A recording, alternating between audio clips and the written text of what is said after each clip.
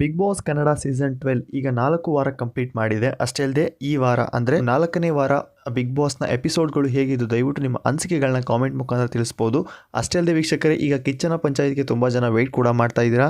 So ನಾನು ಕೂಡ weight ಮಾಡ್ತಾ ಇದ್ದೀನಿ. ಸೊ ನಿಮಗೆಲ್ಲ ಗೊತ್ತೇ ಇದೆ, ಕಿಚ್ಚನ ಪಂಚಾಯತಿಲಿ ಕೆಲವೊಂದಿಷ್ಟು ಜನ ಸ್ಪರ್ಧಿಗಳಿಗೆ ಮಾರಿ ಹಬ್ಬ ಆಗೋದಂತೂ ಕನ್ಫರ್ಮ್. ಯಾಕಂದರೆ ಈ ವಾರ ಆಲ್ರೆಡಿ ತುಂಬ ಸಮಸ್ಯೆ ಕೂಡ ಆಗಿದ್ದಾವೆ.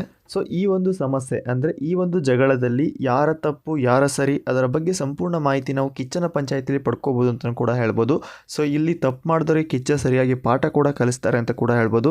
ಸೊ ಈ ಒಂದು ವಾರ ಯಾರಿಗೆ ಅತಿ ಹೆಚ್ಚು ಬೈಬೋದು ಮತ್ತು ಯಾರ ಮೇಲೆ ಯಾರ ಟಾಪಿಕ್ನ ಮಾತಾಡ್ಬೋದು ಅದರ ಬಗ್ಗೆ ಸಣ್ಣ ಮಾಹಿತಿ ನಾನು ಈ ವಿಡಿಯೋ ತಿಳಿಸ್ಕೊಡ್ತೀನಿ. ಸೊ ಅದಕ್ಕೂ ಮುಂಚೆ ಯಾರು ನಮ್ಮ ಚಾನಲ್ಗೆ ಹೊಸದಾಗಿ ಬಂದು ದಯವಿಟ್ಟು ನಮ್ಮ ಚಾನಲ್ ಸಬ್ಸ್ಕ್ರೈಬ್ ಮಾಡ್ಕೊಳ್ಳಿ. ಅಷ್ಟೇ ಅಲ್ಲದೆ ಪಕ್ಕದ ಇರೋ ಬೆಲ್ ಐಕನ್ನ ಕ್ಲಿಕ್ ಮಾಡಿ. ಸೊ ವೀಕ್ಷಕರು, ನಿಮಗೆಲ್ಲ ಗೊತ್ತೇ ಇದೆ, ಸೊ ಈ ವಾರದ ಎಪಿಸೋಡ್ಗಳಲ್ಲಿ ತುಂಬ ಆಗು ಹೋಗುಗಳು ತುಂಬಾ ಆಗಿದ್ದಾವೆ. ಸೊ ಕೆಲವೊಂದಿಷ್ಟು ಸ್ಪರ್ಧಿಗಳ ಜಗಳ ಕೂಡ ಆಗಿದ್ದಾವೆ. ಸೊ ಕ್ಯಾಪ್ಟನ್ಸಿ ಮುಖಾಂತರ ಕೆಲವೊಂದಿಷ್ಟು ಚೆನ್ನಾಗಿ ಬೇಜಾರು ಕೂಡ ಆಗಿದ್ದಾರೆ. ಸೊ ಆಲ್ರೆಡಿ ಈಗ ಕ್ಯಾಪ್ಟನ್ಸಿಯಲ್ಲಿ ರಘು ಅವರು ವಿನ್ ಆಗಿದ್ರು. ಸೊ ಅವರು ಕೂಡ ಈಗ ಕ್ಯಾಪ್ಟನ್ ಕೂಡ ಆಗಿದ್ದಾರೆ. ಸೊ ಇದರ ಮಧ್ಯೆ ಇವಾಗ ಅಶ್ವಿನಿ ಗೌಡ ಅವರಿಗೆ ಕಳಪೆ ಪ್ರದರ್ಶನ ಕೂಡ ನೀಡಿದ್ದಾರೆ. ಸೊ ಇಂಥ ಸಮಯದಲ್ಲಿ ಒಂದು 2-3 ದಿನ ಹಿಂದೆ ಏನಪ್ಪ ಅಂದರೆ ರಕ್ಷಿತಾ ಮತ್ತು ಕಾಕ್ರೋಚ್ ಸುದಿಯವರ ಮಧ್ಯೆ ಒಂದು ಸ್ವಲ್ಪ ಜಗಳ ಕೂಡ ನಡೀತು. ಸೊ ಆ ಒಂದು ಸಮಸ್ಯೆಯಿಂದ ತುಂಬ ಸೋಷಿಯಲ್ ಮೀಡಿಯಾದಲ್ಲಿ ಕೂಡ ವೈರಲ್ ಕೂಡ ಆಗಿತ್ತು. ಏನಪ್ಪ ಅಂದರೆ ಕಾಕ್ರೋಚ್ ಅವರು ನಿನ್ನೆ ಮೊನ್ನೆ ಬಂದಿರುವಂತಹ ಈ ಯಾರು ಚೈಲ್ಡ್ ನನಗೆ ಮಾತಾಡ್ತಿದೆ ಅನ್ನೋ ರೀತಿಯಲ್ಲಿ ಒಂದು ಕಾಕ್ರೋಚ್ ವರ್ಡ್ಗಳನ್ನ ಯೂಸ್ ಮಾಡಿದರು. ಸೊ ನಾವು ಬಂದಾಗಿಂದ ನೋಡ್ತಾ ಇದ್ದೀವಿ, ಕಾಕ್ರೋಚ್ ಅವರಿಗೆ ವಾರ ಕಿಚ್ಚ ಸುದೀಪ್ ಅವರು ಕ್ಲಾಸ್ ತಗೊಳ್ತಾನೆ ಇದ್ದಾರೆ. ಬಟ್ ಆದರೆ ಅವರು ಮತ್ತೆ ಮೇಲಿನ ಮೇಲೆ ತಪ್ಪು ಮಾಡ್ತಾನೆ ಇದ್ದಾರೆ.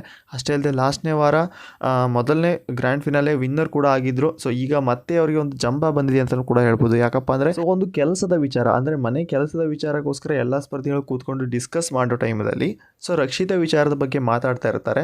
ಸೊ ಅಲ್ಲಿ ಎಲ್ಲ ಸ್ಪರ್ಧಿಗಳು ರಕ್ಷಿತಾ ಮೇಲೆ ಮಾತಾಡೋ ಟೈಮಲ್ಲಿ ಕಾಕ್ರೋಚ್ ಅವರು 10 ಬಾರಿ ರಕ್ಷಿತಾ ಅಂತ ಕರೀತಾರೆ. ಬಟ್ ಅವರು ಅದಕ್ಕೆ ರೆಸ್ಪಾನ್ಸ್ ಮಾಡಲ್ಲ. ಸೊ ಆವಾಗ ಏನು ಮಾಡ್ತಾರೆ, ಕಾಕ್ರೋಚ್ ಸುದಿಯವರು ಆ ಜಾಗ ಬಿಟ್ಟು ಬೇರೆ ಜಾಗಕ್ಕೆ ಹೋಗಿ ಅವಳಿಗೆ ಹೇಳ್ತಾರೆ, ಏನಪ್ಪ ಅಂದರೆ ನಿನ್ನೆ ಮೊನ್ನೆ ಬಂದಿರೋ ಚೈಲ್ಡ್ ಇವಳು ಒಂದು ಮಾತು ಕರ್ರೆ ರೆಸ್ಪಾನ್ಸ್ ಮಾಡ್ತಿಲ್ಲ, ಏನು ಹಾಗೆ ಹೀಗೆ ಅಂತ ಮಾತಾಡ್ತಾರೆ. ಬಟ್ 10 ಜನ ಮಾತಾಡೋ ಟೈಮಲ್ಲಿ ಇವರೇ ಮಾತಾಡ್ತಿದ್ದಾರೆ ಅಂತ ಅವಳಿಗೆ ಗೊತ್ತಾಗೋದು ತುಂಬ ಕಷ್ಟ ಆಗುತ್ತೆ. ಬಟ್ ಆದರೆ ಇಲ್ಲಿ ಕಾಕ್ರೋಚ್ ಸುದಿಯವರು ಆ ವರ್ಡ್ಗಳನ್ನ ಯೂಸ್ ಮಾಡಬಾರ್ದಾಗಿತ್ತು. ಅಷ್ಟೇ ಅಲ್ಲದೆ ಈಗ ಗಿಲ್ಲಿಯವರು ಅದಕ್ಕೆ ಒಂದು ಮಾತು ಕೂಡ ಹೇಳಿದರು. ಸೊ ನೀವು ಮಾತಾಡೋದೇ ಕರೆಕ್ಟಾಗಿ ಮಾತಾಡಿ, ಬಟ್ ಆ ಒಂದು ವರ್ಡ್ಗಳನ್ನ ಮಾತಾಡಬೇಡಿ ಅಂತಲೂ ಕೂಡ ಹೇಳಿದ್ರು.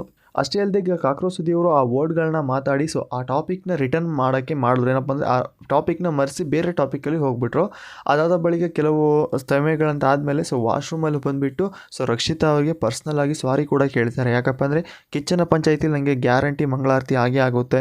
ಸೊ ಹಾಗಾಗಿ ನಾನು ಅವ್ರಿಗೆ ಸಾರಿ ಕೇಳಲೇಬೇಕು ಅನ್ನೋ ರೀತಿಯಲ್ಲಿ ಅವಳಿಗೆ ಸಾರಿ ಕೂಡ ಕೇಳಿದ್ದಾರೆ. ಅದು ಎಷ್ಟು ಚೆನ್ನಾಗಿ ಕೇಳಿದ್ದಾರೆ ಅಂದರೆ ಫುಲ್ ಬಕೆಟ್ ಅಂತಲೇ ಗೊತ್ತಾಗುತ್ತೆ. ಆ ರೀತಿ ಒಂದು ಸಾರಿ ಕೂಡ ಕೇಳಿದ್ದಾರೆ ಅಂತಲೂ ಕೂಡ ಹೇಳ್ಬೋದು. ಸೊ ಈ ಒಂದು ವಿಚಾರದಿಂದ ಕಾಕ್ರೋಚ್ ಸುದಿಯವರಿಗೆ ಈ ವಾರ ಕಿಚ್ಚ ಸುದೀಪ್ ಅವರ ಕ್ಲಾಸ್ ಖಂಡಿತ ಆಗುತ್ತೆ ಅಂತ ಕೂಡ ಹೇಳ್ಬೋದು. ಸೊ ಇವತ್ತಿನ ಅಪ್ಡೇಟ್ ಇಷ್ಟ ಆಗಿತ್ತು ಫ್ರೆಂಡ್ಸ್. ಈ ವಿಡಿಯೋ ಇಷ್ಟ ಲೈಕ್ ಮಾಡಿ ನಮ್ಮ ಚಾನಲ್ ಸಬ್ಸ್ಕ್ರೈಬ್ ಮಾಡ್ಕೊಳ್ಳಿ. ಅಷ್ಟೇ ಅಲ್ಲದೆ ನಿಮ್ಮ ಪ್ರಕಾರ ಈ ವಾರ ಯಾರಿಗೆ ಕಿಚ್ಚ ಸುದೀಪ್ ಅವರು ಅತಿ ಹೆಚ್ಚು ಕ್ಲಾಸ್ ತಗೊಳ್ಬೇಕು, ನಿಮ್ಮ ಅನಿಸಿಕೆಗಳನ್ನ ಕಾಮೆಂಟ್ ಮುಖಾಂತರ ತಿಳಿಸ್ಬೋದು. ಅಷ್ಟೇ ಅಲ್ಲದೆ ಈ ವಿಡಿಯೋ ಲೈಕ್ ಮಾಡಿ ನಮ್ಮ ಚಾನಲ್ ಸಪೋರ್ಟ್ ಮಾಡಿ ಅಂತ ಹೇಳ್ತಾ ಮತ್ತೆ ಸಿಗೋಣ ಮತ್ತೊಂದು ಇಂಟ್ರೆಸ್ಟಿಂಗ್ ಅಪ್ಡೇಟ್ ಜೊತೆ.